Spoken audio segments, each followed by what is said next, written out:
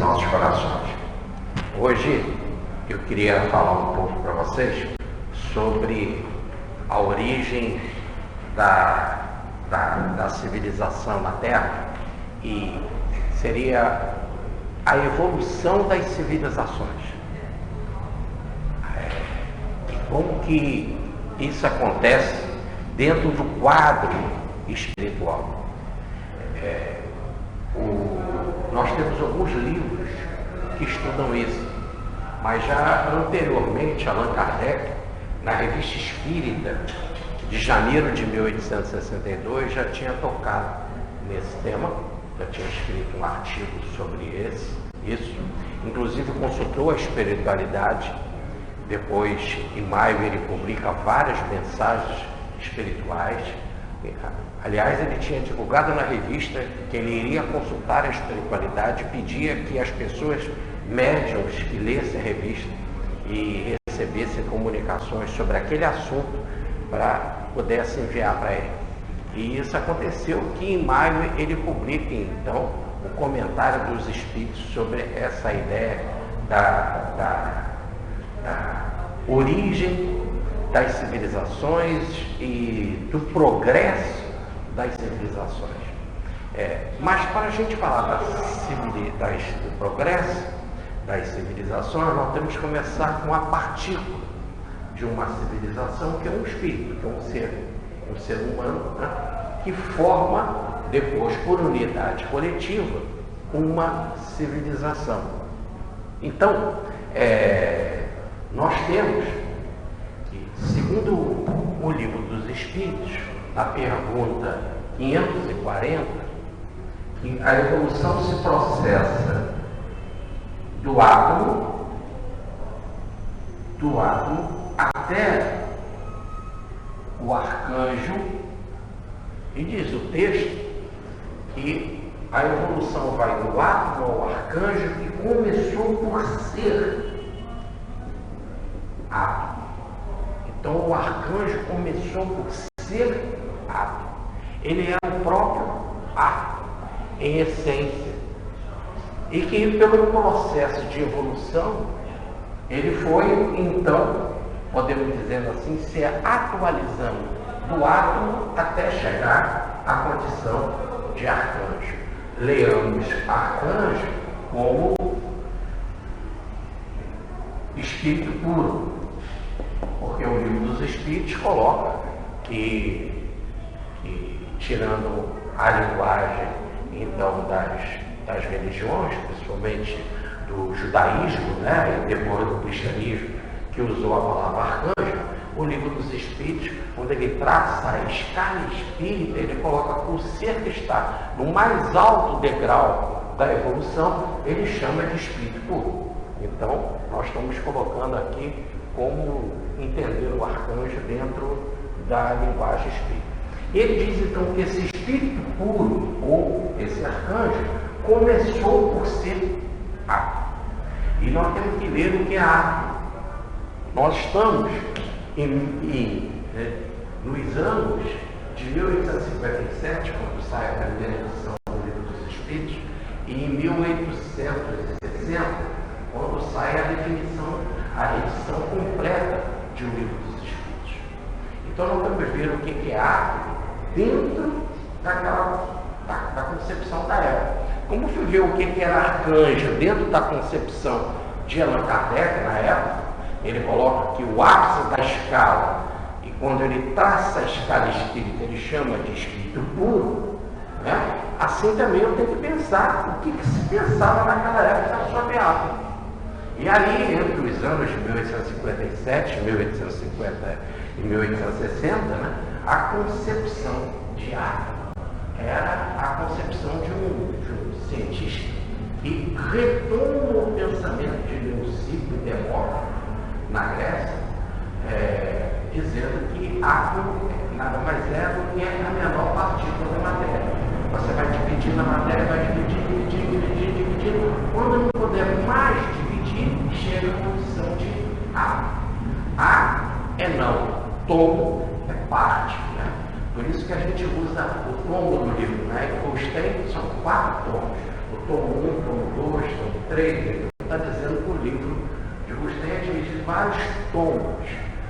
No caso do ato, é o átomo, quer dizer, o não divisível, não posso mais dividir. Né? Hoje nós temos uma outra concepção para ato, mas naquela época, ato era a menor partícula. Vai dividindo, quando não poder mais dividir, é o átomo. E quem era o cientista que falava disso naquela época? Era Dalton, mesmo aquele cientista que descobriu os daltônicos, né? Aqueles que veem as cores invertidas, o verde e o vermelho. Então Dalton foi o cientista que levanta esse tema. E é interessante que não se pensava nem em elétron.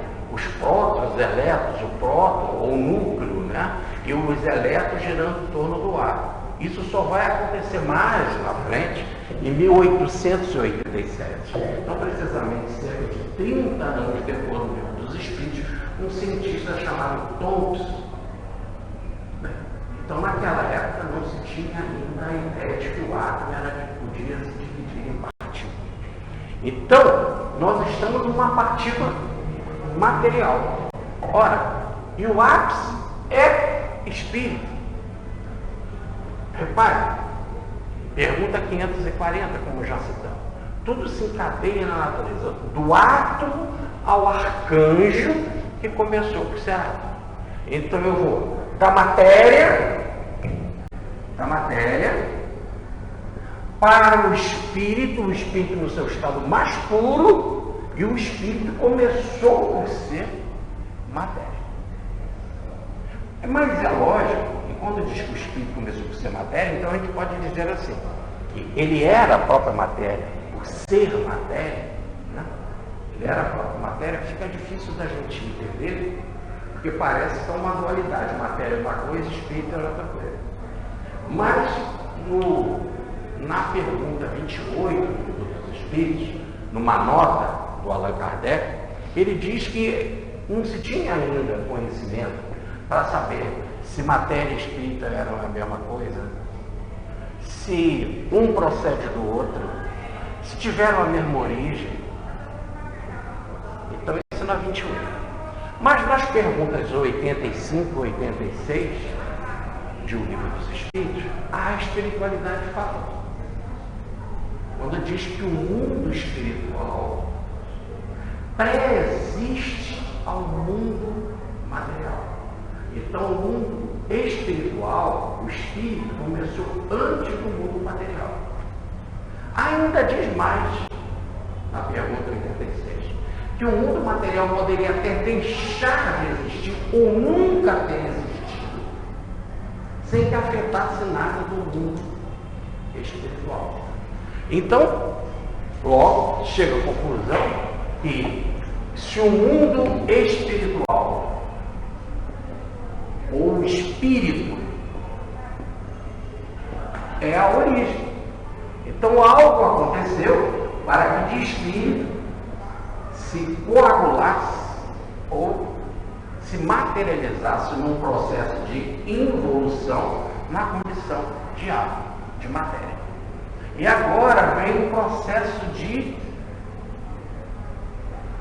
evolução. Evolução, que é um processo de desmaterialização. Desmaterializar a matéria para tirar o espírito dentro dela, para que da matéria possa chegar agora a manifestação externa, né, como espírito. É como se o espírito ficasse congelado ou condensado na matéria. E esse é o processo da evolução. E agora, no processo de evolução, nós temos o descongelamento do estado de matéria para que possa manifestar o estado original como o estado do espírito. Essas expressões congelamento, descongelamento, né, é a mesma usada por Einstein a partir de 1905, com a teoria da relatividade, quando ele diz que a luz coagulou-se na forma de matéria, passando pela intermediária que é a energia. Ou melhor, coisa em estados vibracionais diferentes. A doutrina espírita fala a mesma coisa. Por exemplo, no livro E a Vida Continua, de André Luiz, que é o último da série, ele diz lá que qualquer aprendiz hoje de ciência, mas aí repara que nós já estamos na década de 60 do século XX, e lá no Livro dos Espíritos nós estávamos em 1860, quando sai a segunda edição definitiva do Livro dos Espíritos, mas já nos anos 20, na década de 60, diz André Luiz, hoje qualquer aprendiz de ciência sabe que matéria é espírito condensado. Matéria é energia colorada do espírito. E em breve saberemos que matéria nada mais é do que a luz divina, ou o espírito divino condensado. Então tudo começa lá no ar. E agora num processo de evolução, numa aglutinação de átomos, ou melhor, num processo químico de aproximação por atração e por simpatia, nós temos a formação das moléculas. Né? Da formação das moléculas, nós chegamos a ser uma aglutinação de moléculas e falamos numa linguagem geral, naquilo que é observado, porque o átomo ninguém vê fisicamente, né? A gente não olha com o olhar, mas o que a gente vê fisicamente é o que a gente chama de mineral. O mineral seria o estado, então, mais denso que nós conhecemos de matéria. Tá certo?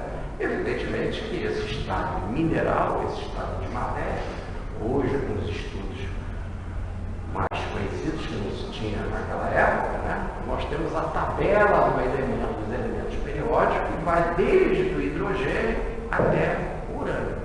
E já na condição de urânio, ele já está num processo natural de desmaterialização, ou melhor, de transformação em energia no sentido normal e natural, sem que se force nada pela natureza, né? Ele já está realmente se transformando. Por isso se fala em meia-vida para os elementos radioativos, se fala em vida para os elementos radioativos, porque eles já estão automaticamente ou espontaneamente se desmaterializando. Mas a evolução vai primeiro do reino mineral. No reino mineral, a lei primeira que se tem é a lei da atração.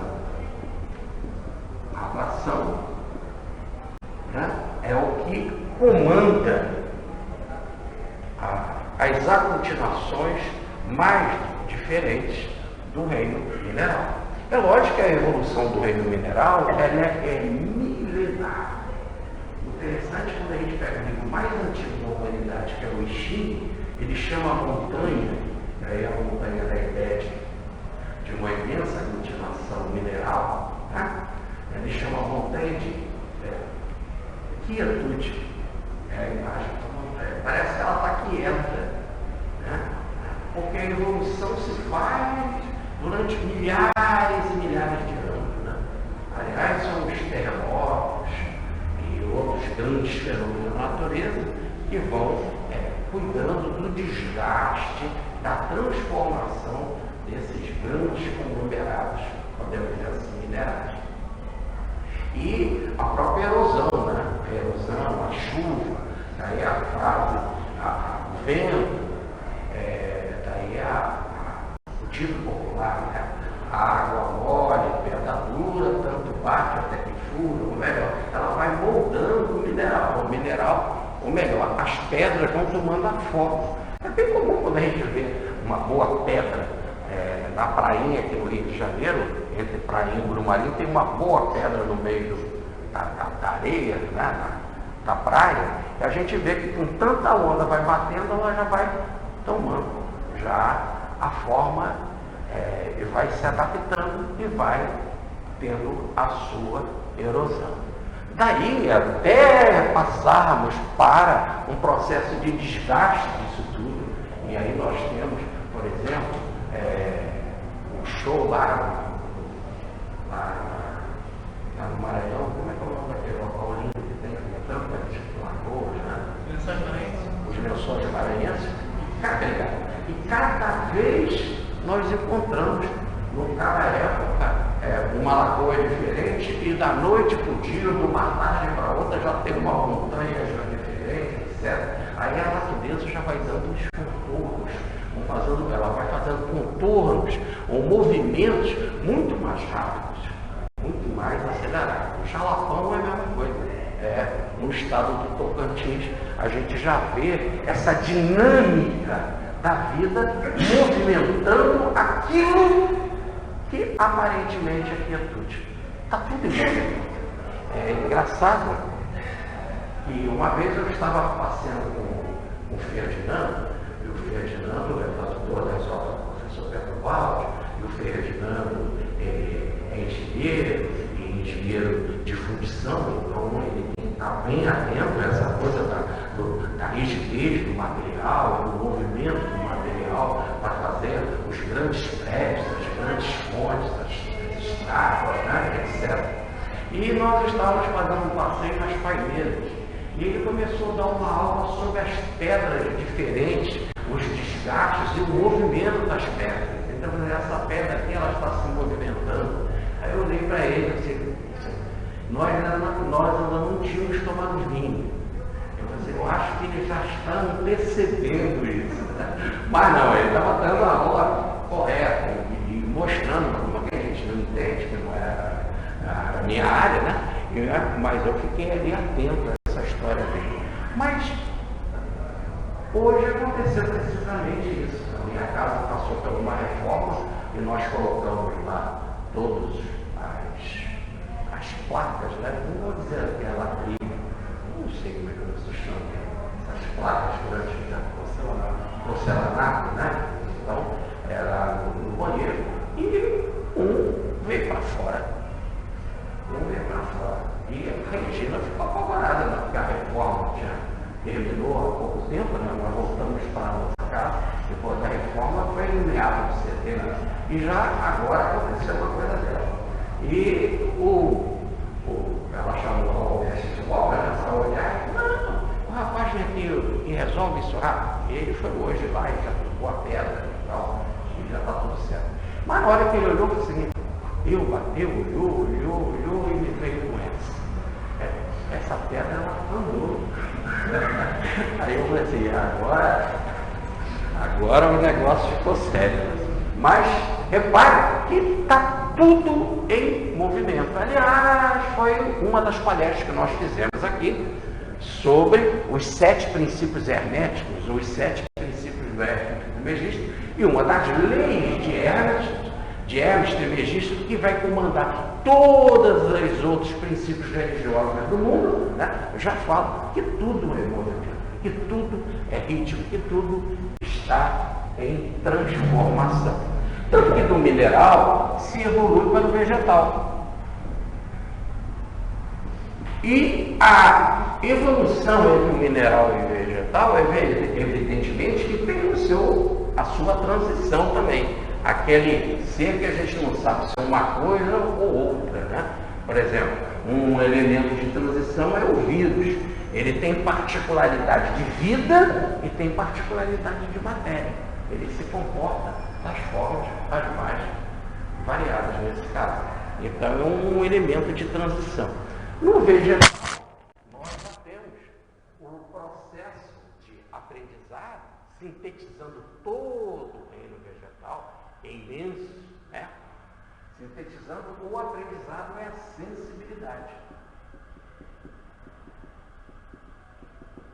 A sensibilidade é o grande aprendizado do reino vegetal. Ela é sensível. Em algumas experiências que a gente vê no reino vegetal, é quando nós temos lá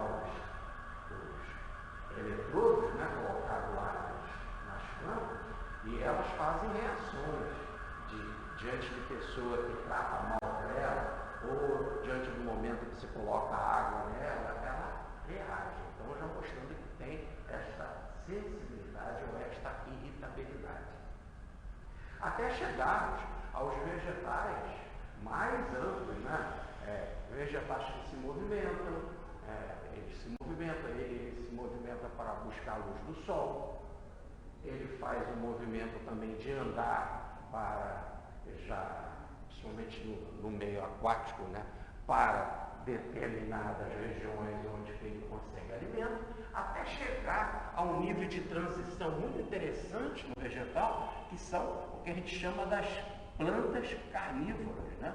Que ela já tem todo um mecanismo de se abrir para comer, no caso carne, para comer os insetos, por exemplo, né? E ela também tem toda uma técnica de beleza, né? Porque quanto mais bela é a planta, mais é uma defesa dela para a sobrevivência. É o seu espírito de luta pela sobrevivência, a beleza dela.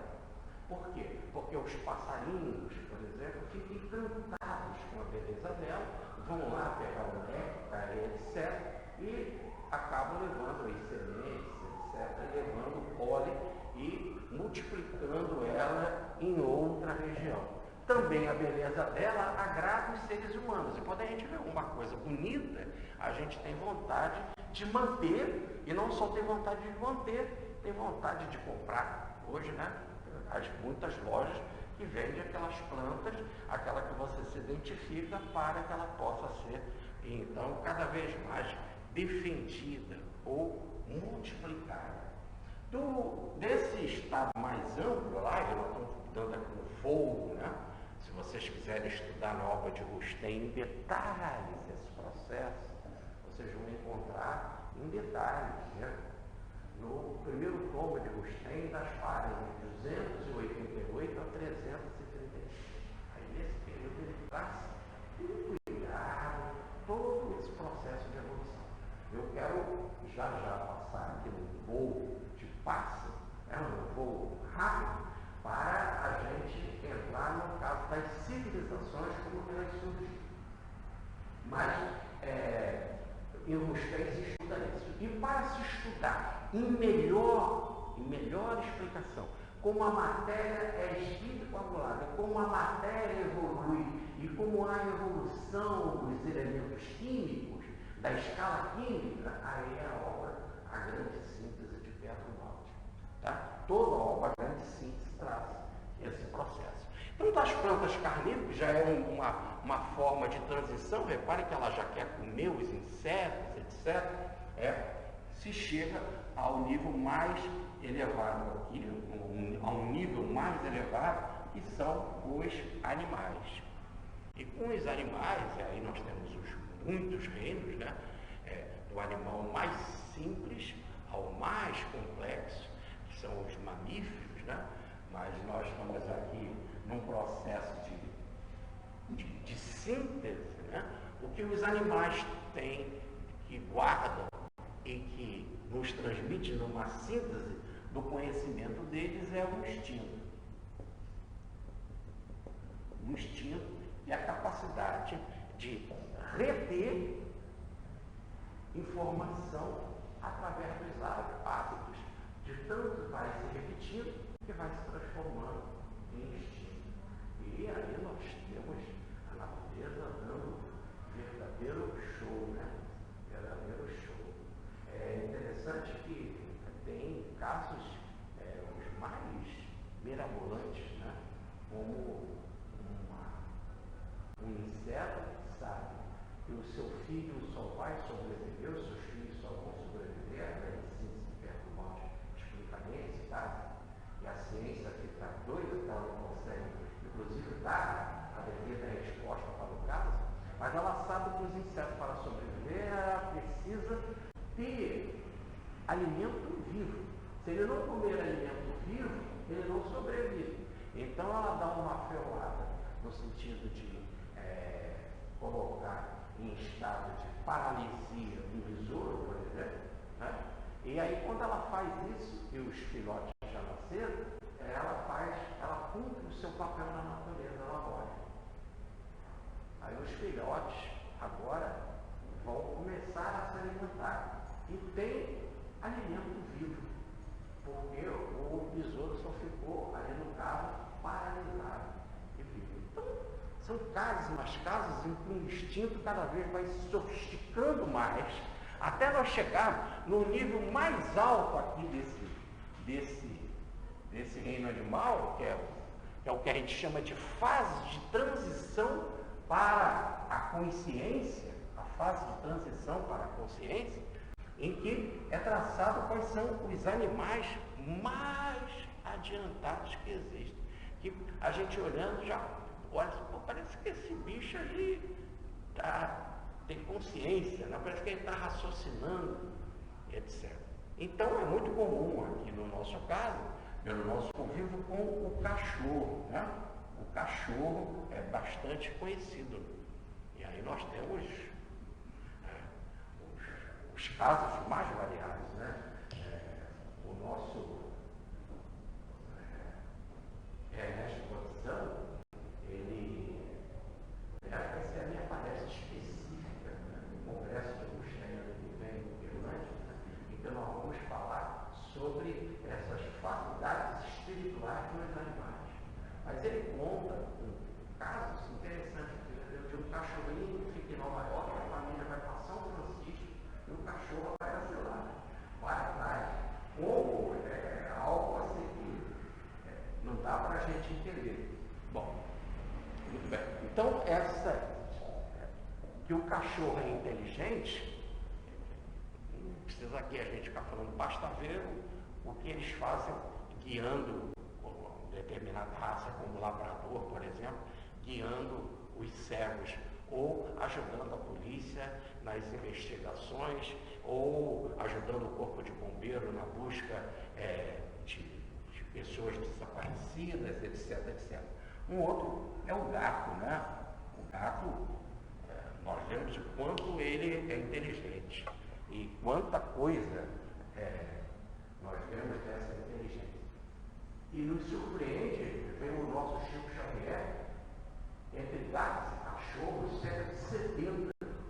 E quando ele ia para a reunião mediúnica, ia acontecer que era a reunião que ele aprendeu o público, mas tudo ia atrás, cada um tomava o seu posto. E nunca vocês viram que teve alguma reunião do Chico Xavier, com aquele mundo de quase 70 animais, que tivesse atrapalhado alguma reunião.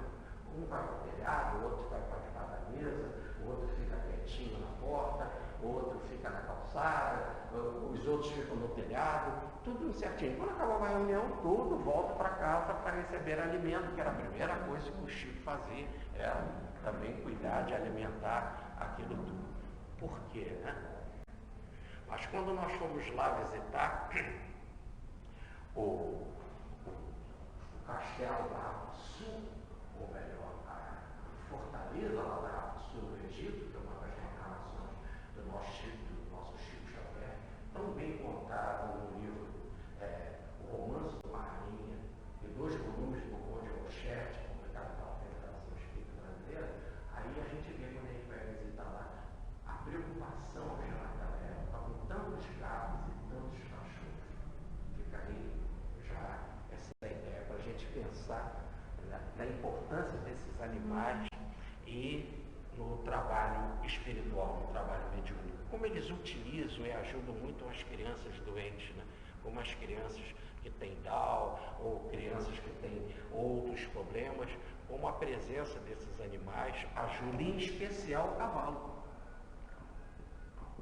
O cavalo, que hoje é extremamente utilizado com toda a inteligência dele, o amor pelos seus donos, etc., mas na ecoterapia, fundamental a ecoterapia, foi uma das palestras que nós fizemos no Pará, lá na beira do rio, no Arrependido, lá em Brasil Novo, perto de Altamira, falando sobre ecoterapia, que é começar um trabalho ali para ajudar tantas crianças necessitadas e doentes, e com paralisia e com problemas mentais variados, né? Então, a presença e a utilização do cavalo, como é que dá força para eles, coragem, como que eles começam a sair da depressão, da tristeza e começarem a fazer determinados exercícios. Outro que é bastante bastante comum e a gente não convive assim particularmente, inclusive é proibido pelo sistema de proteção dos animais, mas todos sabem da inteligência que é do macaco. O macaco, né, que é extremamente inteligente. Não precisa se dar exemplo de macaco inteligente. Um outro que é muito inteligente e a gente convive aqui no Ocidente muito pouco com ele, mas ele é muito conhecido em toda a Ásia, é o elefante. Aliás, o elefante, né, ele leva milhares de turistas para a Tailândia, né, só para ter o prazer de lá, onde que tem o chamado Museu dos Elefantes, né, onde quando ele já ficou velho, deixa de trabalhar, para você ter o prazer de dar banho nele, de dar comida, etc. Você passa um dia com os elefantes e vendo toda a inteligência dos elefantes, que deu um impulso nas guerras extraordinário, porque quando Carlos Magno, né, que fez a primeira grande ideia de unificar o mundo, né, de criar um grande império, né, quando ele trouxe para as batalhas vindo do Oriente, principalmente da Índia, os elefantes, as vitórias, as conquistas foram esmagadoras, né, mostrando a contribuição desse animal. Um outro que também é muito inteligente, que nós convivemos pouco, mas a gente vê aí nos filmes, e no Walt Disney, essas coisas, a inteligência, que é o golfinho. Olha, precisamente esses 6 animais que nós traçamos aqui são os 6 animais que André Luiz fala no livro Evolução dos Mundos, que são os mais adiantados da espécie animal. Que são o que ele chama, são esses animais o que o André Luiz chama de elementos de transição para a consciência.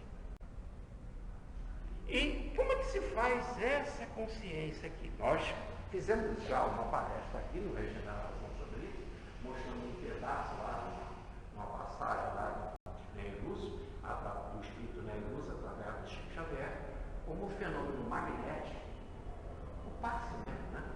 O magnetismo é fundamental para esse processo de desenvolvimento das espécies. Principalmente são muito mais sensíveis ao magnetismo os animais. Nós sabemos o quanto é importante dar passe, conversar, fazer carinho com as plantas, né? E quem mexe com planta sabe o quanto isso é significativo. Os animais é a mesma coisa. Dar passe em animal, dar água fluidificada em animal, etc, etc. Os animais domésticos, eles reagem com muita facilidade a esse tratamento espiritual.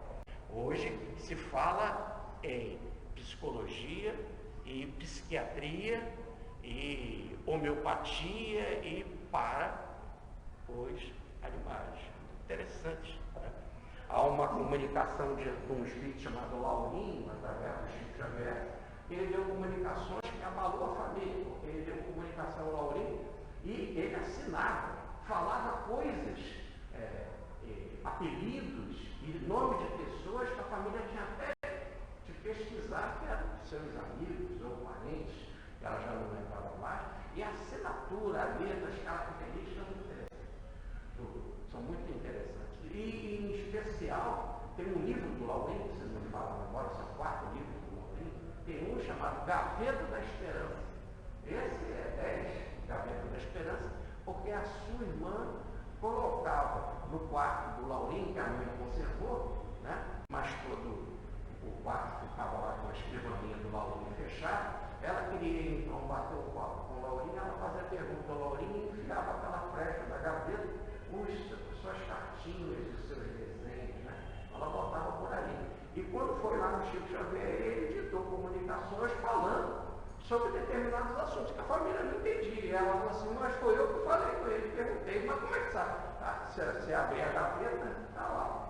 Aí vinha as perguntas, muito bem. Ele tinha uma cachorrinha, né? A cachorrinha. E essa cachorrinha, E ele disse, ela não tem capacidade de ler essas comunicações. Então vocês que se sentem confortáveis com esse volume de informações e com a minha assinatura provando e que dá para vocês tranquilidade, certeza da imortalidade, a cachorrinha não tem. Ela não tem, porque ela não consegue ler. Então ela não entende o que está se passando. Então ela entrou em crise com saudade do Laurinho. Eu falei, não tem jeito, nós vamos ter que trazer ela para cá para tratamento psicológico. Olha que interessante, né? Então, até o processo da desencarnação do animalzinho, para ele no plano espiritual, se é tratado da carência de ficar afastado do seu amor, do seu dono, né? Em quem ela tinha tanto afeto. A mesma coisa, nós vemos a nossa querida Maria Dolores, através de um poema do Chico Xavier, lindíssimo, né? Falando do lobo de São Francisco, dizendo que também com a morte de São Francisco ele não suportou e entrou num processo de tristeza tremendo, passou a noite uivando, e quando os frades foram procurar ele na mata para ver o que ele estava assim, já encontraram ele morto. Ficar longe de Francisco foi algo que mexeu lá com a estrutura psicológica do animalzinho. Então são os animais em transição. Diz então as escrituras, dizem as escrituras que, e a obra em especial os 4 evangelhos têm, que esses animais, quando estão nesta fase de transição, e aí não estamos falando do primeiro cachorro, mal se chega cachorro, já está nessa fase. Porque também entre o cachorro, entre o gato, os elefantes, há uma evolução entre eles. Há um livro sobre os animais e Chico Xavier, muito bacana esse livro, vale a pena ler. Mas é um caso que o Chico tinha uma cachorrinha, aquela boneca, e a boneca morreu. Ele um dia foi a São Paulo, e quando ele foi lá em São Paulo, tinha um filhotinho, e quando o Chico pegou esse filhotinho, quer dizer, a boneca era lá de Uberaba, né? Ele foi a São Paulo para tratamento médico, e chegou lá, tinha uma cachorrinha, e quando tinha uma cachorrinha pequenininha, e ele pega para brincar com a cachorrinha e bota a cachorrinha no colo dele. Quando ele bota a cachorrinha no colo, a cachorrinha faz com a patinha igual que a boneca fazia. E aí ele, nossa, a boneca. E as pessoas pensavam que o Chico Xavier estava dizendo que aquela cachorrinha é a encarnação da boneca. Nada impede de outros cachorrinhos serem, no caso, a encarnação. Não é isso que está se falando. Mas o que ele explicou para aquele fato foi que ela fez aquele gesto, aquela atitude, porque ela estava aprendendo ali com a boneca desencarnada. A boneca desencarnada acompanha o Chico Xavier, mesmo no caso de uma viagem. E ela, por ser mais adiantada, era cachorro instrutora. Ela instruía outra para fazer a mesma coisa que o dono queria, no caso do amigo ali, novo que estava chegando, que era o Chico Xavier. Cachorro instrutora é a expressão que ele usa. E assim tem tantos outros casos. Quando se chega nessa fase de transição, esse ser, quando desencarna, vai para um plano espiritual, e nesse plano espiritual, que é um plano espiritual, que é um plano de transição. Transição para a consciência. Ele chega lá pelo magnetismo, através do magnetismo, ele entra em estado cataléptico, em estado de sono profundo. Entra em estado de sono. Com o tempo, a vida que sabe, o estado de letargia, de sono profundo, para com passos magnéticos, com trabalhos espirituais, né? De espíritos especializados em animais. Vocês pegarem lá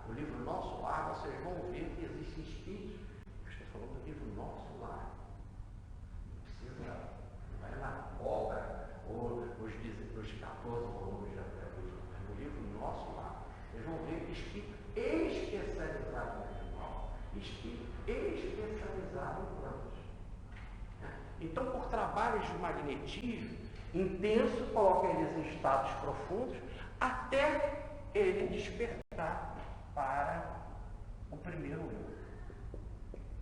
Primeiro eu. Ou melhor, para o primeiro momento em que ele diz, eu sou, eu existo. Esse daqui que é o estado de Adão. Adão. A palavra no original, em hebraico, é Adi. Adi é primeiro, Ran é eu. Olha aqui o nome do Adão. Certo? Adi, primeiro estágio de consciência. É um estágio bastante rudimentar, bastante infantil. Bustem vai chamar dessa fase aqui o estado de infância do espírito. Infância espiritual. Então, agora ele saiu do espírito em formação. Olha como é que chama a obra. Por enquanto, lá do átomo até essa condição é espírito em formação. E a partir de agora, quando ele adquire essa consciência, mesmo que rudimentar, a menor, o primeiro estágio de consciência, daí primeiro eu, primeira consciência, é o estado de espírito formado. Agora ele se formou. O que é um espírito formado? Ele pode dizer eu.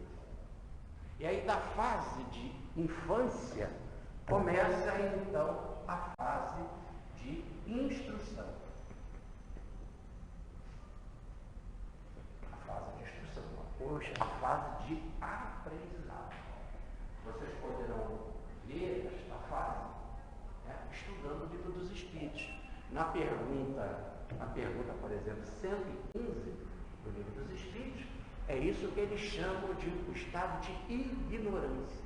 Ignorância aí não é de burro, porque ele já tem, nem burro, porque burro é evoluído pra caramba. Isso aí é uma besteira que eu falei.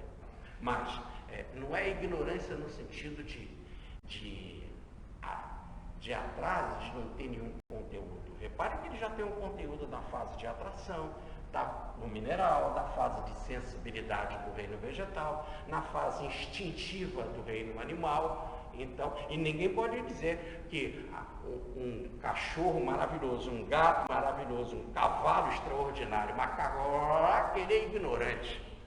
Muito pelo contrário, tem muita condição. Mas a ignorante está dizendo que ignora as coisas do eu, do agir independente. Tanto que logo depois o espírito foi criado, simples e ignorante, está escrito, sem ciência. Ainda não tem ciência. Então, começa aí, por isso que a primeira fase é a fase de instrução. Então, nós já vimos a pergunta 115, vocês podiam olhar a pergunta 262 do Livro dos Espíritos, onde que fala, então, que ele, nesta fase, começa a ficar do lado de espíritos prepostos, espíritos elevados, e junto com esses espíritos elevados, são os espíritos prepostos, leia-se, lá na escala espírita, espírito superior, espírito que tem capacidade de trabalhar com os seres nessa fase, são especialistas nessa fase, em que vão traçar para eles as leis, as condutas. E aí ele diz que nesta fase, por isso que é dito que a fase de infância, eles são criancinha. A pergunta 262 fala criancinha, a imagem da criança. Não que ele seja criança, mas o espírito, a semelhança da criança. Como a criança precisa ser conduzida e você não pode deixar ela sozinha, ela precisa ser alimentada, ela precisa ser segurada, ela precisa aprender a andar, ela precisa aprender a falar, ela precisa de seres prepostos, ou melhor, de pessoas preparadas para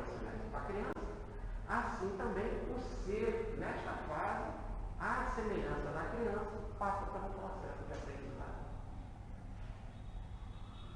E a ideia é que uma criança, para ela aprender, ela tem que ser dócil, ou melhor, dócil no sentido de aceitar esse ensinamento, para ela poder aprender a andar, para ela aprender a falar, para ela tirar a fralda, etc.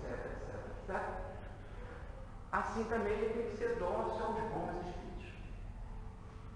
E por enquanto que ele não tem capacidade, os espíritos prepostos, diz essa mesma pergunta, essa pergunta fundamental, 262. Por enquanto que ele não tem capacidade, os espíritos traçam o caminho que ele deve seguir. E formam ele em tudo aquilo que ele precisa no seu desenvolvimento. E conforme que ele vai aprendendo, é que gradativamente, olha o texto, gradativamente vai deixando eles, pouco a pouco, utilizando o livre-arbítrio deles. Mas só quando ele se sente seguro. Você não deixa uma criança mexer na tomada. E gradativamente, conforme que você vai sentindo segurança, é que você vai se afastando um pouco e deixando ela. Mas quando você já sente que ela realmente já sabe aquilo que está fazendo, ela não vai mexer. Tá certo? E aqui chega o ponto que nós queremos. Assim, essa massa de espíritos que vem em levas e que passam por esse processo de aprendizado nesse mundo de preparação, que Rustem chama de mundo ad hoc, o mundo ad hoc, mundo de preparação. Então, essa massa de espíritos, ela é toda ela vivida no plano espiritual, não em ambiente de planeta como o nosso. E assim ela vai traçar a sua evolução no plano espiritual. Diz essa pergunta 268 que quando ela, então, por enquanto ela não tem capacidade, como a gente faz com a criancinha, esses espíritos superiores cuidam dela, deixando ela gradativamente tomar conta da sua vida, usar o seu livre-arbítrio quando ela está preparada para usar. E é aí que, quando acontece de desatender ao conselho dos bons espíritos, quando, não obrigatoriamente, quando acontece de desatender ao conselho dos bons espíritos, diz essa questão, nesse exato momento, a queda do homem. Por quê? Porque ele está em estado de consciência. A queda do homem, ou melhor, ele cai em condição humana, em humanidade. A queda do homem, ele cai em condição, nisso que a gente chama de homem. Evidentemente que nós temos o homem mais primitivo, o homem da caverna. Não é isso? Então, não importa, é nessa fase hominal. Ele não estava nessa fase hominal, ele estava numa fase de consciência que ele iria num processo de aprendizado no plano espiritual. Certo? Então, no meu livro A Evolução de Adão, eu coloco lá, vocês poderão ver na internet, baixem o livro Pão Vivo na internet, lá vocês vão ter, dentro desse livro Pão Vivo, é esse meu livro A Evolução de Adão. Gratuito. Então, lá eu tenho uma comunicação de Emmanuel de 1937 falando como que é essa transformação do espírito no plano espiritual e como ele segue a evolução no plano espiritual. Edgar Ramon também reproduz essa comunicação de 1937 do Emmanuel no livro Os Exilados de Capela, ou Os Exilados da Capela. Então lá, a comunicação está lá. Então era para ele ficar lá no plano espiritual. Aqueles que desatenderam ao conselho dos bons espíritos é que vai formar uma massa de espíritos que vão cair num planeta, por exemplo, num planeta primitivo, e eles só vão para esse planeta primitivo, que é o que é chamado a queda do homem, esses que desatenderam. Os que atenderam ao conselho dos bons espíritos vão continuar seguindo em linha reta. Eu vou continuar a palestra e agora vou poder entrar nas civilizações. Vou pedir o Rogério para ajudar a apagar, por gentileza. E, por enquanto, nós vamos explicando. Agora, veja, nós não estamos falando de um espírito, dois espíritos, três espíritos. É uma massa, um volume de espíritos que chegam à fase de consciência e começam o seu aprendizado. Neste volume, uma grande quantidade, ou talvez a maior parte, não cai, nós não sabemos. Quando a gente vê aqui só os caídos da condição humana, e que a gente pensa então, está vendo? Só tem eles. Isso daí é porque nós já estamos nesse mundo que é um mundo de laboratório, um mundo hospital e escola. Né? É igual um doente mental dizendo assim, poxa, onde que eu moro, no caso o hospício, só tem louco. Então, é isso. Então, essa é a ideia. Aqui nós estamos nesse tipo de mundo e todos os espíritos que estão aqui, todos passaram por esse processo de evolução mineral, vegetal, animal. Adquirimos a nossa condição de primeiro estágio de consciência, começamos a nossa fase de infância no plano espiritual, entramos no processo de instrução, nos fortalecemos e aí todos nós, desatendemos ao conselho dos bons espíritos e caímos. E começamos a nossa evolução. Agora, quantos planetas existem no mundo? Planetas, por exemplo, semelhantes à Terra ou mais atrasados que a Terra, que recebem também esta massa, esse volume de espíritos para o processo de evolução.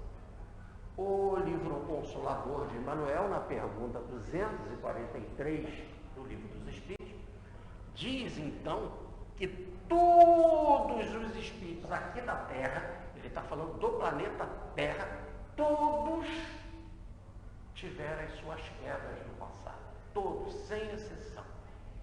E ele ainda fala assim, a única exceção de um espírito que teve aqui na Terra e que seguiu em linha reta para Deus, não teve esta queda no plano humano, ele fala, é Jesus Cristo. Para que tenha exceção, todos nós, no planeta Terra, não estamos falando que é do universo, no planeta Terra, todos nós tivemos esta queda humana. Tá certo? A exceção de Jesus Cristo, ele explica, que seguiu em linha reta para Deus. Ou melhor, depois da evolução lá no reino mineral, vegetal, animal, adquiriu a consciência, passou pela fase de instrução, teve um processo de aprendizado, se nós seguirmos na obra de Agostinho, né? Ele foi obediente, dócil à espiritualidade e passou a sua evolução, até a condição do que ele é, espírito puro em alta grandeza. Ou diz o nosso Emmanuel, ou como diz a obra de Agostinho, chegando ao estágio de máxima aproximação com Deus. Ou a maior, ou em outra expressão que Agostinho utiliza, a maior essência espiritual depois de Deus. Então todos nós caímos. E antes de habitarmos a Terra, vamos imaginar um volume de milhões de espíritos. Milhões de espíritos que tiveram a queda do homem é lógico que são infinitos, mas um determinado grupo de espíritos. Esses, antes de começarem a encarnação, de ter a primeira encarnação no campo humano, queda do homem, eles estavam no plano espiritual. Caíram, desobedeceram, entraram em estado de confusão mental e precisavam começar agora as suas reencarnações purgativas em algum ambiente planetário. uma massa de espíritos. E André Luiz e Manuel falam, e aí nós estamos resumindo, né? Em cerca de 25 bilhões de espíritos.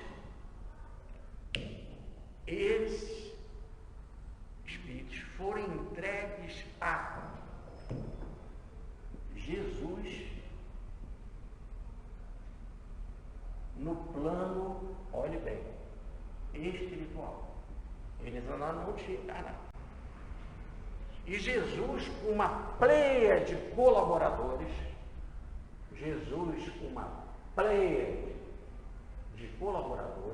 muitos, não vou botar PC não, né? Não vou pensar que Jesus é do Partido Comunista. Uma pleia de amigos teatro. Então, uma pleia de amigos espirituais, de colaboradores espirituais, ele vai ajudar no processo desses espíritos, na evolução desses espíritos. E aí diz a doutrina espírita que esses espíritos foram entregues a Jesus no plano espiritual para que Jesus cuidasse da evolução deles. Há uma passagem no Evangelho de João que Jesus fala, é a obra que o Pai me deu para eu completar. Então ele é o nosso protetor, é o nosso Pai adotivo, é o nosso governador, ele nos adotou, tá certo? Ele cuida da gente e por isso que ele fala, ele vai completar a nossa obra, a obra que o Pai dele deu, e nós já vamos ver que obra é essa, que o Pai deu para ele completar, e que ele cuida de nós, e por isso que ele diz, eu estarei convosco até o fim dos tempos, não vos deixarei órfãos nunca. E ainda diz em detalhes na Santa Ceia, e vou preparar um lugar para vocês, espiritual, perfeito, harmônico, e poderíamos imaginar o reino de Deus. Ele cuida da gente. E antes, no plano espiritual, nós fomos entregues a ele. E o que ele fez? Ele pegou, fez o planeta Terra. Para a gente começar a reencarnar aqui e começar a nossa evolução. No campo humano, que é do homem da pedra, até atingirmos a nossa condição de perfeição planetária. Não estamos falando de perfeição sideral como a de Jesus, mas de perfeição planetária com relação a tudo aquilo que a Terra pode dar para nós em termos de aprendizado. Quando ela não puder mais, ela também vai terminar, ela também tem um processo de desenvolvimento. Nós já falamos que o mineral se desenvolve, né? Ela está indo para o fim, né? E aquelas que querem casar, não se preocupem, dá tempo, tá? Mas esse planeta vai ficar. Mas, aliás, eu não quero ficar com essa gracinha só para mim, não. Quem falou isso foi o Divaldo. Foi a piada sem graça para ele. Mas, então, como o próprio planeta está em processo de evolução.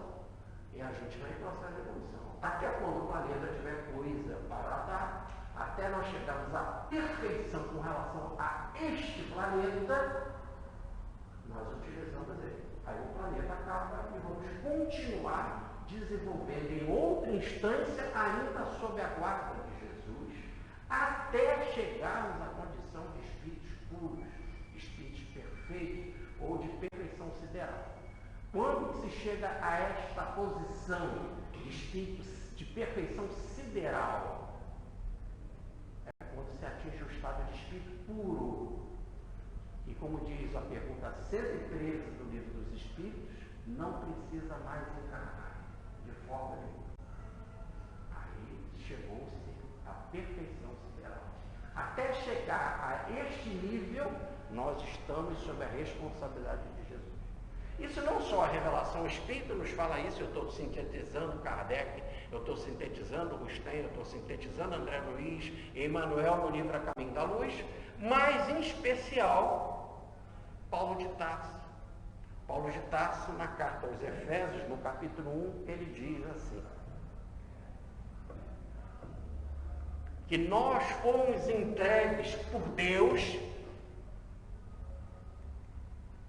nós, esses 25 bilhões aqui de espíritos, entregues por Deus a Jesus, que nos adotou. Jesus passou a ser o nosso Pai adotivo. Ele nos adotou. E nós fomos entregues por Deus a Jesus, que passou a ser o nosso Pai adotivo no plano espiritual. Ou, como diz Paulo, nas esferas espirituais. Olha, é o primeiro capítulo da carta aos Efésios. E ele nos adotou, então, ele assumiu esse compromisso, é um compromisso que ele tem com o Pai, e ele então fez diz Paulo na carta aos Efésios, a fundação ou os fundamentos da terra. Nós estamos falando de fundição, né? Quando a gente falou do Ferdinando, ele fez as bases, o fundamento da terra para nós. E a gente então pode vir, está podendo vir aqui na terra nesse ciclo do ir e vir muitas e muitas vezes no processo nosso de encarnação. Essa é a nossa casa. Evidentemente, Jesus pode pedir o concurso de muitos espíritos de outros planetas para ajudar no nosso processo. Isso é uma outra história, tá certo? E eles depois teve por um determinado tempo compromisso conosco, por amor a um tarefeiro, troca de informação, troca de ajuda espiritual, de colaboração. É uma das leis do universo, que é o colaboracionismo, como está na grande síntese do professor Pedro Gomes. Então ele criou os fundamentos da Terra e tem um objetivo: pegar todos esses espíritos, e que começa agora o trabalho de reencarnar, todos esses espíritos, para levar a condição de caridade,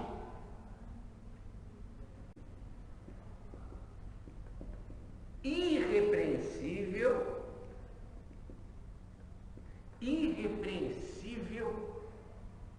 caridade irrepreensível, até chegarmos à santidade. Essa é a missão.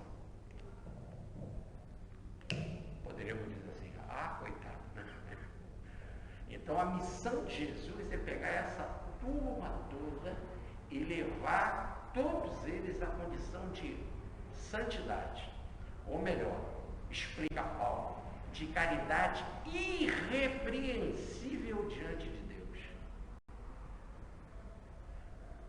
Olhem a extensão da frase, de caridade irrepreensível diante de Deus. É essa a missão. É isso que ele diz. Essa é a obra que o Pai me deu para eu completar. E eu estarei convosco até o fim dos tempos, não vos deixarei órfãos nunca, e vou preparar para vocês um lugar onde, quando vocês chegarem à condição de santidade, chegar à condição de espírito superior, né, eu vou preparar um outro local, porque aí já não vai ser esse planeta, para que a gente continue a nossa evolução até chegarmos à santidade, ou até chegarmos à condição de espírito puro, ou, na obra de Rustem, a perfeição sideral. Essa é a nossa evolução. Então, começam as civilizações a surgir. As civilizações estão surgindo. Aqui na Terra, depois que ela foi criada, repare como esses espíritos levaram milhões de anos sem reencarnar. Essa Terra surgiu há cerca de 4 bilhões e meio de anos. E nós já estávamos sob a supervisão de Jesus. Muito em tratamento, em sono terapêutico e tal, sem reencarnar, porque ainda não tinha vida humana aqui no planeta. Se nós fomos entregues a Jesus no plano espiritual e Ele fez a Terra para a gente, aí vem toda uma evolução aqui, ó, que nós vamos passar aqui, que a Terra desenvolveu, né? A Terra desenvolveu todo um processo de mineral, vegetal, animal, até nós termos a condição biológica de chegar e ter os primeiros homens. Os primeiros homens, né? Há cerca de, mais ou menos, falando assim, há 200 milhões de anos atrás. Há 200 milhões de anos, aí é que começou esses espíritos a reencarnarem na condição de seres humanos. É lógico que Jesus tem a responsabilidade também desses milhões e trilhões, não dá para a gente dizer, de esses outros seres em formação. Já que Ele criou o planeta, tudo que existe no planeta, a nível de mineral, vegetal, animal, está sob a sua supervisão. Mas não de espíritos a nível de consciência. A nível de consciência, só quando a Terra estava preparada é que começou a aparecer lá os primeiros homens primitivos, homens da caverna. Que estão evoluindo e chegaram aqui o que a gente chama do Homo sapiens.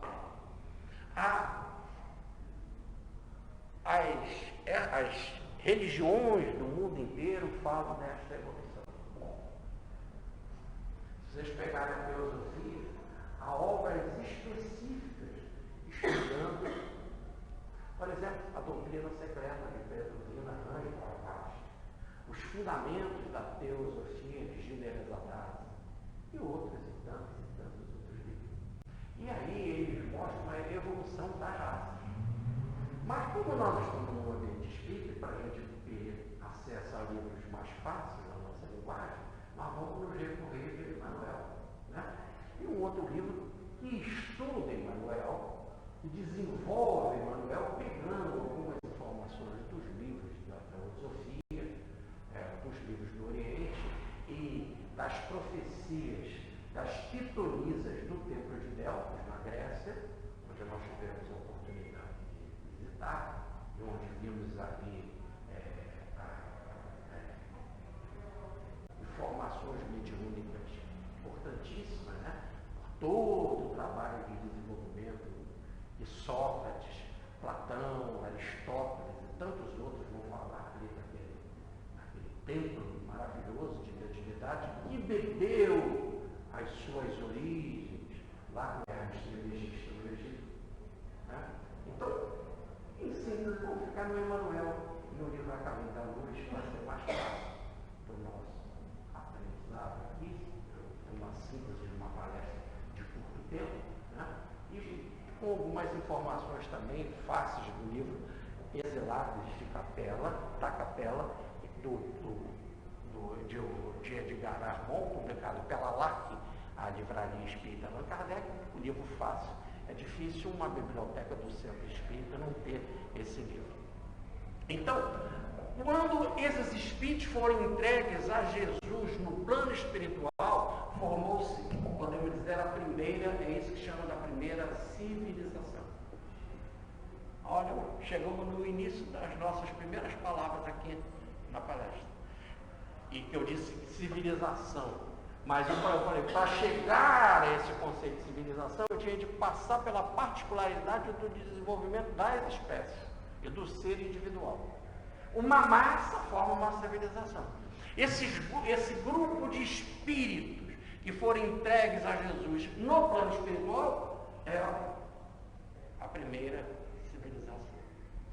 Quando a Terra estava disposta, e o planeta de lá para cá evoluiu muito em termos de movimento planetário, ou do movimento dos continentes. Só para lembrar a vocês, o continente da África estava ligado ao Brasil, ao continente da América do Sul. Tanto que encaixa direitinho, né? Se vocês olharem o formato da África com o do Brasil, né? É como se fosse assim um encaixe. Muito bem. Com esses movimentos planetários, né, muita coisa aconteceu. E o que existia, como nos fala a Gênese de Allan Kardec, que está completando esse ano 150 anos, a Gênese de Allan Kardec, que o planeta nosso era uma grande bola incandescente. E aí foram as águas que começaram a cair e começa o trabalho de esfriar o planeta. E caiu tanta água, eram tantos raios, né? E com tantos trovões, com tanta descarga elétrica para poder também ajudar ao surgimento da vida. Mas foi tanta água que caiu que o planeta como um todo era só água. Por isso a música aí do nosso compositor aí de Planeta Água, né? Então, o nome dele é Guilherme. Muito bem. Então, o planeta Água, ele era só água. Aí então começam a vir os grandes terremotos, os grandes vulcões. Aí quando essas massas incandescentes sobem, a água desce. Vai começar a surgir num segundo momento a chamada terra seca. E a água vai para baixo. E assim mesmo, nos muitos movimentos por surgimento das terras secas, quando ela se elevou por cima das águas, e as águas então baixaram, mesmo assim nós temos 3/4 do planeta é água. Só 1/4 que é de terra. Ou melhor, tudo é terra. Mas o que a gente chama de terra seca. Muito bem. Terra seca ainda com seu volume enorme das águas da chuva, das fontes, dos rios, dos lagos, que aí não estou contando nesse 3/4 de água salgada do mar. Então, depois de todos esses movimentos, o primeiro ambiente habitado do planeta fica lá no que hoje é ali aquela região da Austrália, que antigamente era um continente. Vocês podem notar se fazer uma pesquisa simples no Google para dar uma vista, não, passar dos olhos, ou estudar no livro O Caminho da Luz e no livro Dos Relatos da Capela. Esse primeiro era a Lemúria. Lemúria era o nome desse continente, onde que temos então o povo mais primitivo da Terra. O povo mais primitivo da Terra, lá na Lemúria,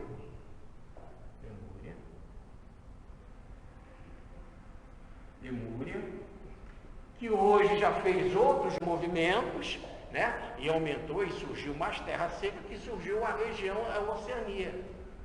E onde na Oceania, onde nós temos um país maior, a Austrália, que tomara que não vá bem na Copa. Então, é lá nessa mesma região dali da Austrália. Esses caras são perigosos, porque eles são antigos. Eles têm muito conhecimento.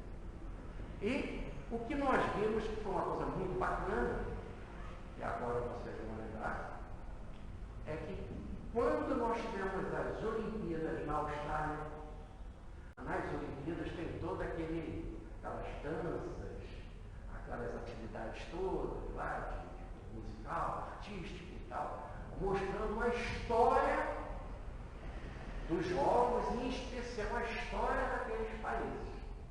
Aí vocês viram ali que eles contaram a história deste povo primitivo. E trouxeram algumas espécies que ainda existem lá desses primitivos.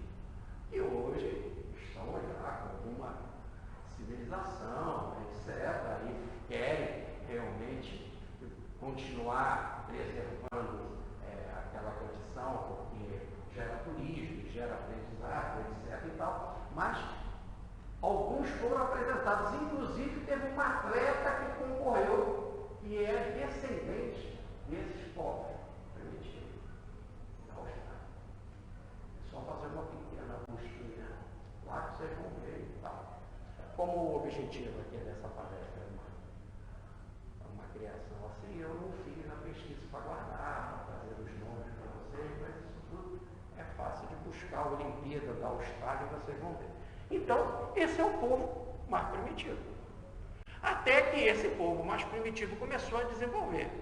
E ali, ele vai se desenvolver, ele vai passar o primeiro grande movimento para a África. Ou com navegações, ou com grandes explosões do mar, e com terras secas e tal, eles chegam na África, como também vão chegar na Ásia, ou na parte mais antiga da Ásia, que é a Mongólia.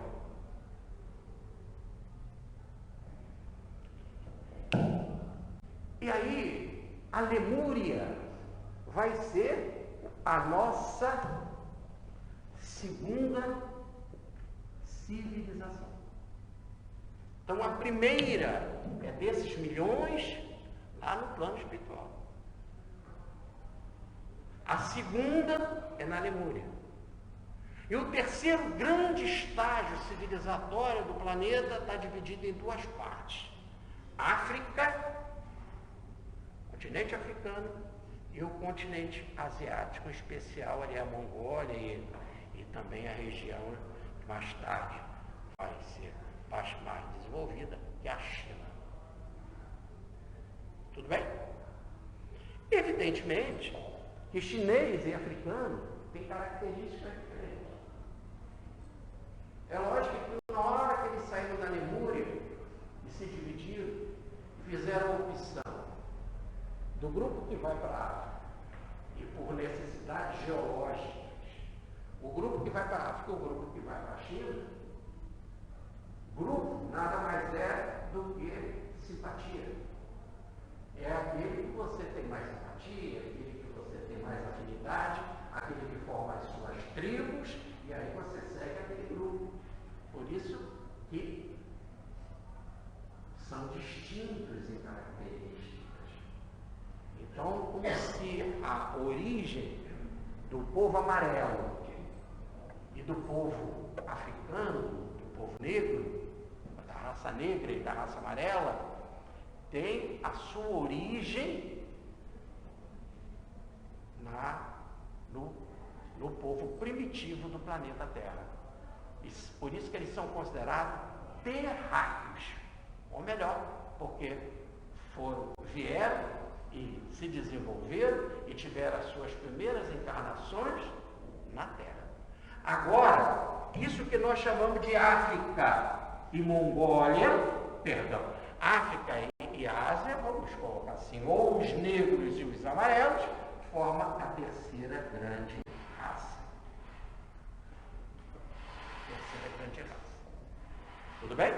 Então, a primeira raça no plano espiritual, a segunda na Lemúria, por movimentos geológicos elas se dividiram e grupos afins foram para a África, outros grupos afins foram para a Ásia, outros grupos afins para a África.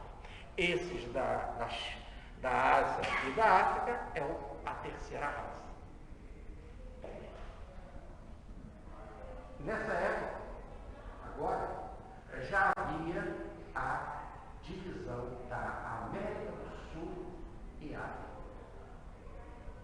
E no meio do caminho vou botar aqui o planeta, entre a África e a América do Sul, gostaria aqui você fazer o melhor que você, Rogério. Coraçãozinho aqui do Brasil, das Américas, né?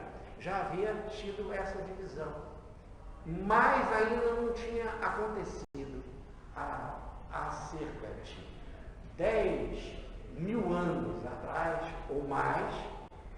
Ainda não havia submergido o continente da Atlântida.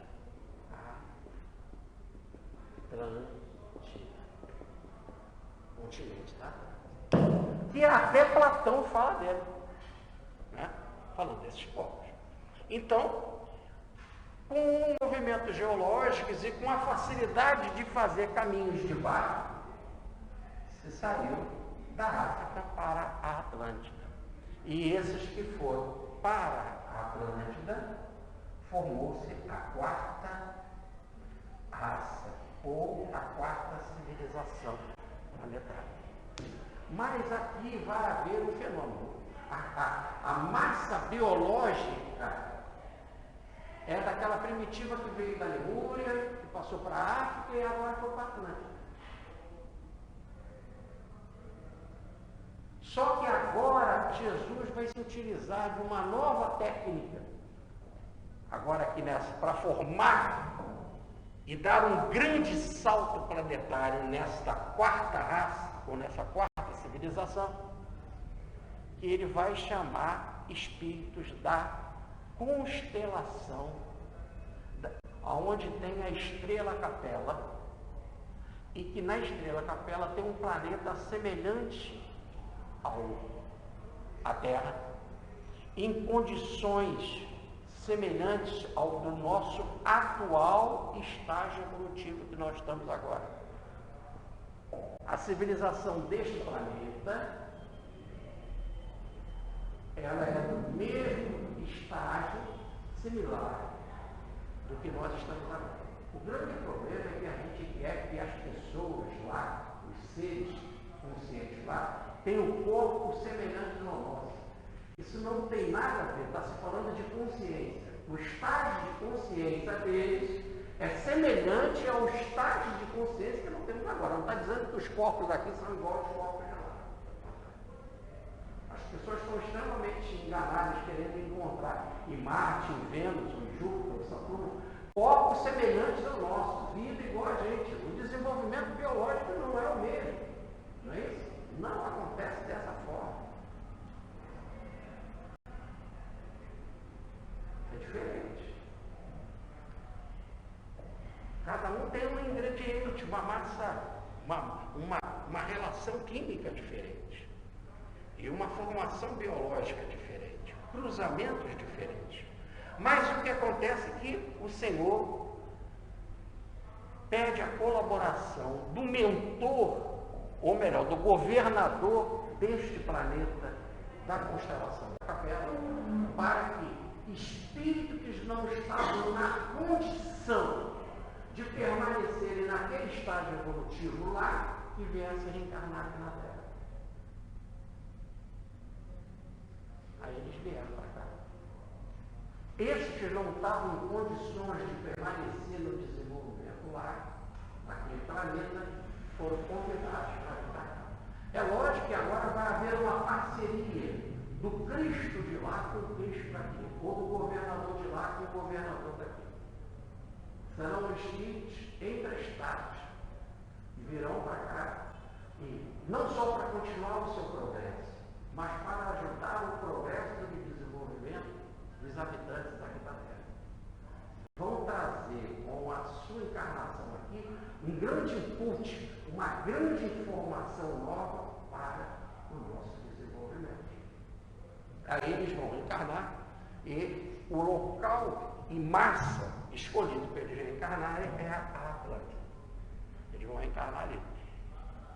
E ali vão cruzar, evidentemente, com os seres daqui. E vão formar, inclusive, duas cores, três cores notórias, né? A cor que permanece também africana, a cor vermelha e a cor branca. De mutação em mutação, mexendo de forma gradativa e lenta, através dos séculos, na biologia. Não é um salto. As mutações vão se fazendo lentamente. Estudando o tecido dos ideais, o professor Pedro Baldi, ele mostra que essas mexidas biológicas são lentas, muito lentas.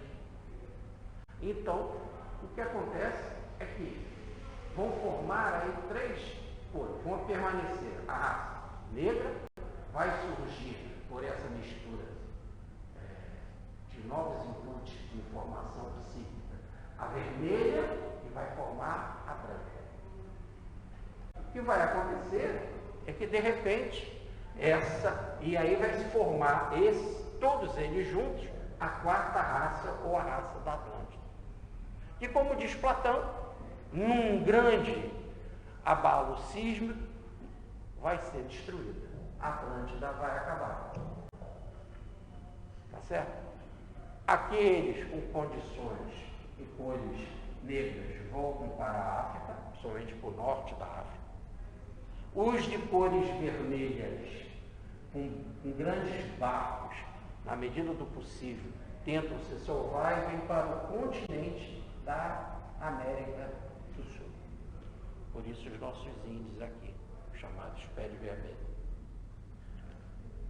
E o que era considerado os brancos, ou os que eram considerados brancos, e que guardavam uma tecnologia mais adiantada vinda lá desse planeta primitivo, e guardavam uma ciência, uma metafísica, uma filosofia e uma religião mais adiantada desse planeta, eles vão para a Europa.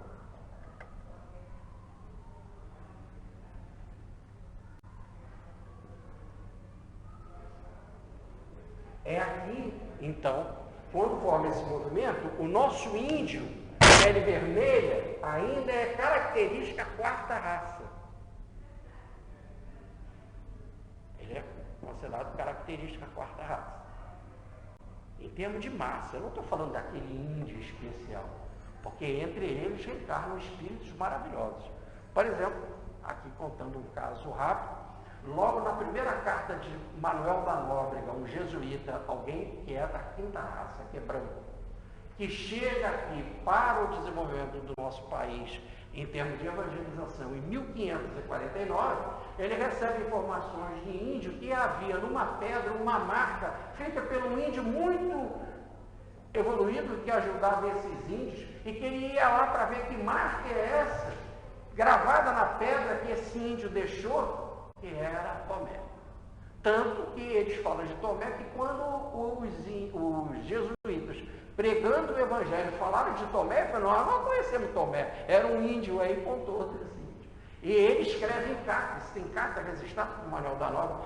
Se vocês pegarem o meu livro, Bezerra de Menezes e Chico Xavier, o médium doa lá a carta, as referências e bota a frase direta do Manuel da Nóbrega, contando, então, que entre os índios, eles estão encarnados.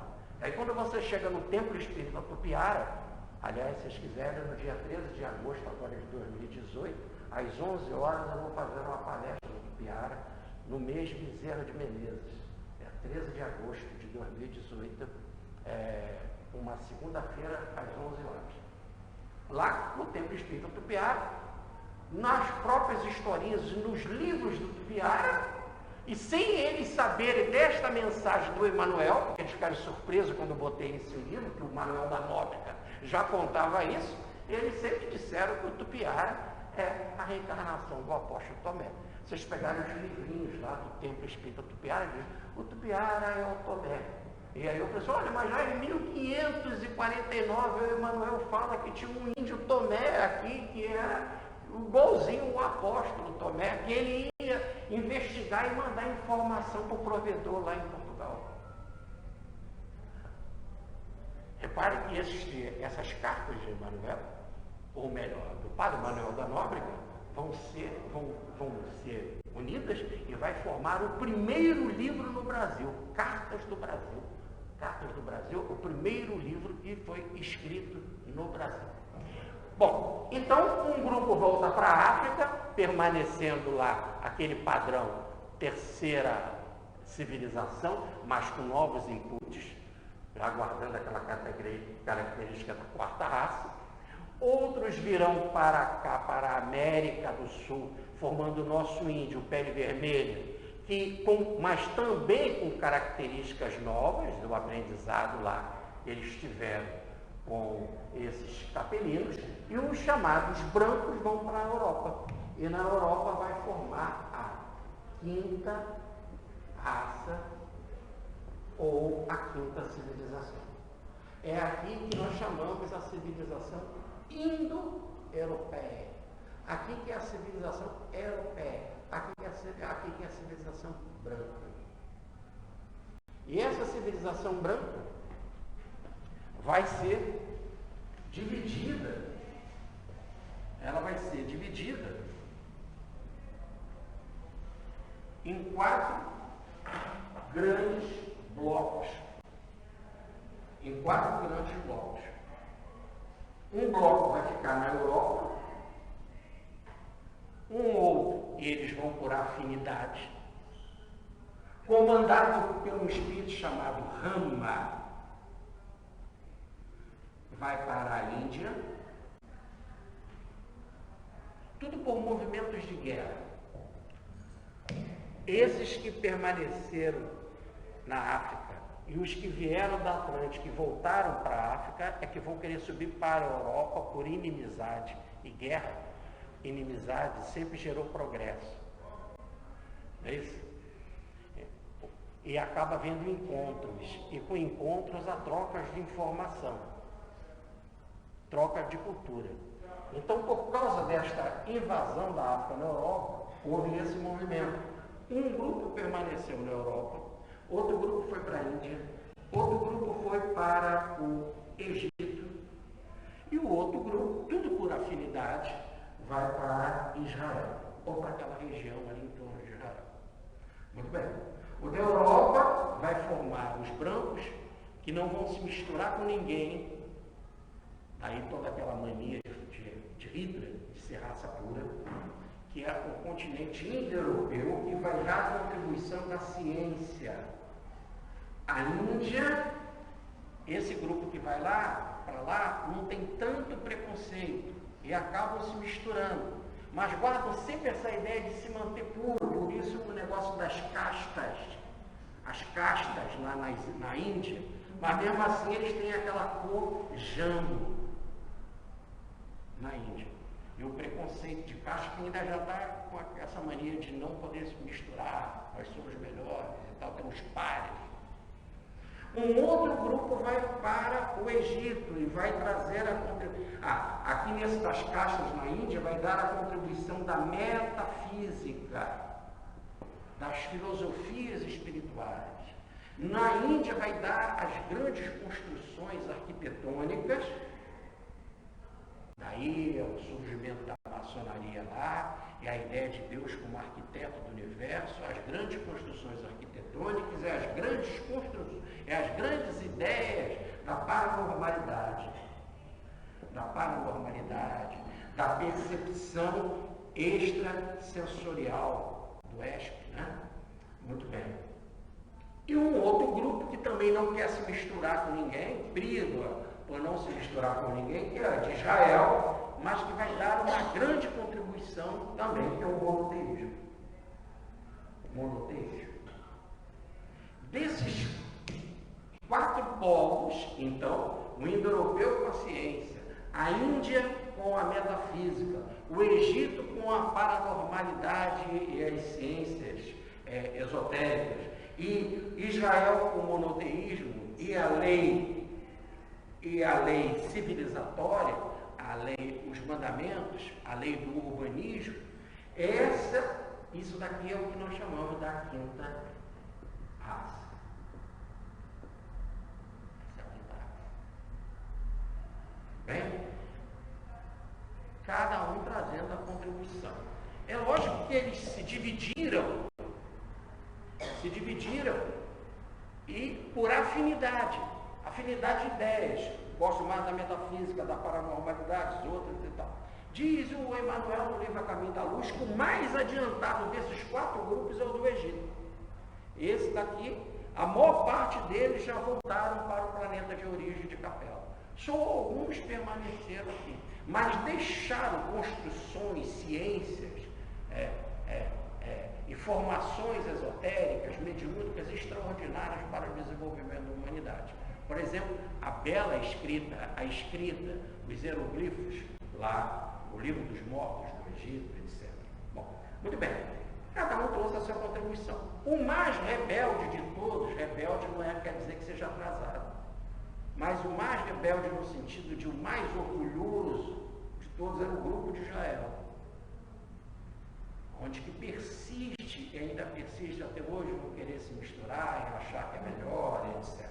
Vide a briga por Israel. É lógico que aquela turma ali também ligada a eles, em volta, é tudo do mesmo povo, são todos, são primos. Repare que Ismael que formou os árabes, e que de Ismael vem Maomé.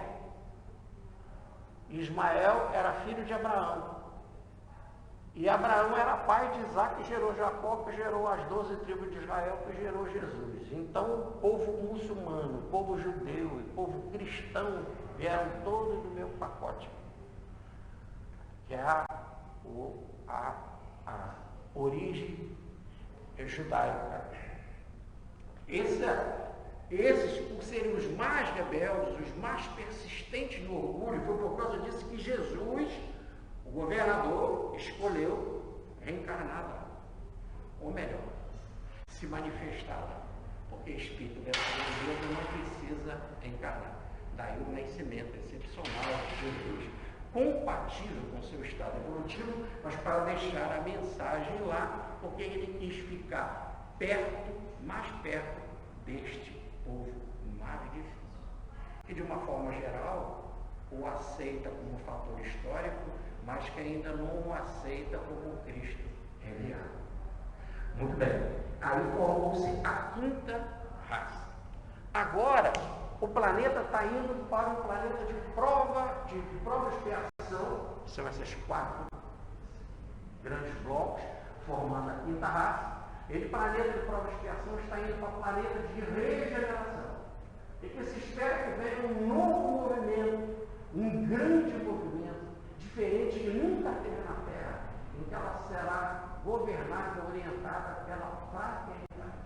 E aí está o destino do povo que vai fazer isso, que diz a revelação que será o Brasil, para destinar a realizar a fraternidade. A gente faz confusão com o povo e os enviados.